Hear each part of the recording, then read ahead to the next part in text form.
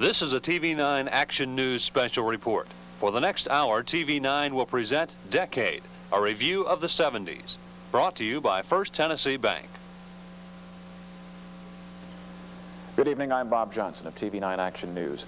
At the stroke of midnight, we'll be entering a new year, and even more significantly, a new decade. It's just a matter of time before we flip our calendars and leave the 70s behind. Or is it just that simple? It's been said that the end of a year is not an end or a beginning, but a going on, with all that experience can instill in us. Such is the end of a decade. Many events over the past 10 years have shaped our attitudes, influenced our actions, and altered the way we have lived. They were relevant then, as they are now, and will be to the future, the 1980s. For the next hour, we'll be examining some of those events as they happened and as they are remembered. We hope you'll join us as we look back at the news and the newsmakers of the 70s, the racial unrest at Brainerd High School, the riots of '71, and the 9th Street explosion, changes in government, downtown redevelopment, the energy crunches, the flood, the unions, a mixture of the good and the bad, the serious and the silly. Our look at the people and the events that shaped a decade.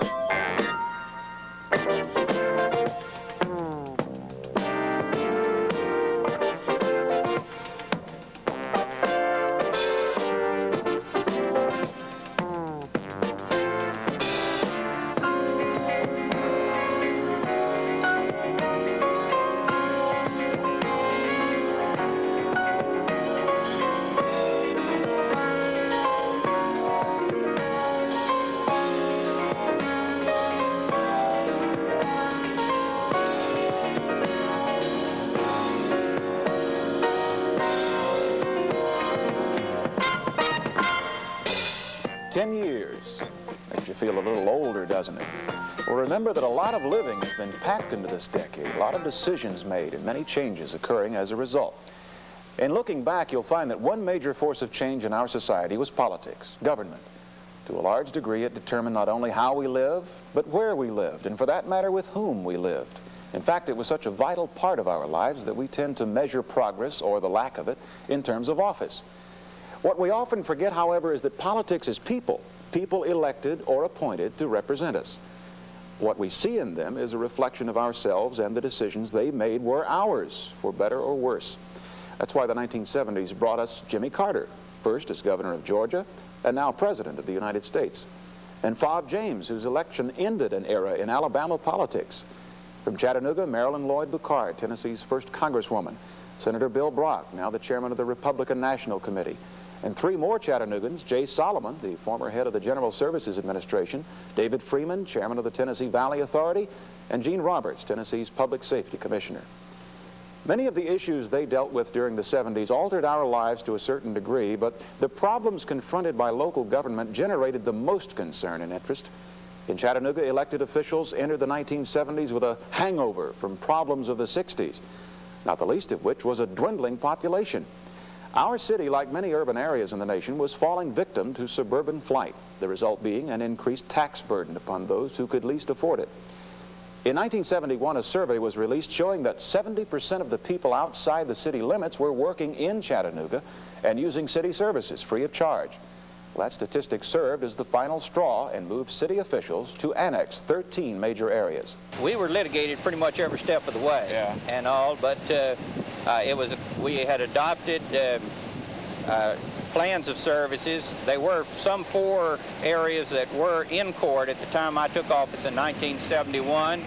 We set about to move those to a conclusion, and then in early '72, we adopted ordinances and plans of services for 9 additional areas, and fought those out through the courts to the Supreme Court of Tennessee, and were successful in concluding those, and immediately set about to expand urban services for these areas. As a result, Chattanooga grew by 47,000 people and more than doubled its physical size. The additional tax revenues enabled the city to service a growing urban population and stem the tide of inner-city decay. Of course, annexation was just one of the issues facing the commissions of the early 70s. The very structure of local government was called into question. You may remember that in the late 60s, Mayor Ralph Kelly resigned for reasons of health. His replacement, Vice Mayor Chunk Bender, resigned for the same reason. And the City Commission got so bogged down in policy making that the various departments suffered. The slowdown in the operation of city government was a major factor in an attempt at government reform in 1970. At issue was consolidated government, whereby the city and county would operate under a council with a distinct separation between executive and legislative branches. The city overwhelmingly voted yes. The county voted no. What might that have meant if we had consolidated Chattanooga-Hamilton County governments? Where would we be now? Well, I supported consolidated government, and I still believe in the concept of it. Not that it's a panacea or a solution to all of our problems, but I do feel that through the consolidation of functions, that you are able to better and more effectively and efficiently operate with perhaps a higher yield of service for dollar input than is otherwise possible in a fragmented kind of governmental state. I do see the possibility that it is going to continue to be discussed, and I think that it ought to very diligently and very open-mindedly should be studied, because again, there are areas where it just makes common sense. If you have two people doing the same job in different parts of the county, where one might very well come up with the same product. And again, we're one big county, we're one people. And this divisiveness that has come about in education and law enforcement in various and sundry other areas in the past are one of these days going to be prohibitive as far as the taxpayer's ability to pay. Although the two governments did remain separate, change did come to both governing bodies. In 1972, voters brought home rule status to the city, and the commission pioneered a program for human service grants that gained national attention for its efficiency and fiscal responsibility. In 1978, county residents voted to abolish the old council-manager form of government in favor of a commission set up remarkably similar to the idea set forth for consolidated government. The old county council seemed to expedite matters in a much quicker way. We went through a long period of very strong county judges in Hamilton County, and the county judge was a dominant factor. Under the new commission form of government, as exemplified by today's meetings, I think you'll find that the meetings are very long and laborious. I think there's some good points to both the old council and the new commission. I think any time you get district representation, and I might add, as I have in the past, that I was not for it initially, but I think that it's worked out very well. I think government is much closer to the people, and I think that this system can work, but we need to continue to work at it to make it work. Of course, the new commission inherited many problems from the old, the most memorable being a lawsuit filed against the city of Chattanooga over financial settlement of schools annexed in 1974. That case is still unsettled as we enter the 1980s. That lawsuit was just one of many battles fought on the field of education. Another determined that Bible could be taught in public schools, but only in a literary, historical, or sociological sense, not as religious doctrine. And another, filed recently, sought to block the opening of a school for academics. The plaintiffs charged that such a school for academically gifted students would further segregation in the city school system by drawing white students from predominantly black schools and black students from predominantly white schools. Ironically, the place chosen for the special program was Brainerd High School, the backdrop for extreme racial turmoil in the late 60s and early 70s. Desegregation didn't come easily at Brainerd, where the school's song was Dixie and the Confederate flag its symbol. Those vestiges of Southern oppression kindled racial tension, and scenes like this in April of 1970 became common. In this particular incident, months of trouble came to a head with fights breaking out in the hallways and attempts by white students to block buses from leaving school property. 50 police officers were called to restore order, and then the school was closed down for a cooling-off period, an act repeated several times that year. Throughout the 70s, suit after suit was filed and rulings handed down to further integration of both city and county schools. And though the majority of students still attend schools heavily tilted to one race, there is an easing of racial tension and re-emphasis on learning. Nowhere is that more apparent than in a program started to encourage academic excellence, particularly among blacks.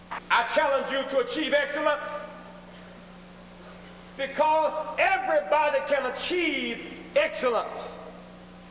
You cannot be sidetracked by television, sidetracked by racial polarization, sidetracked by drugs. You have in your hands the ability to redirect this nation. If all the folk in your neighborhood say, I don't want to go to college, that's all. You like your campus. Say, I can make it. Say to yourself every day, I can learn. I am somebody.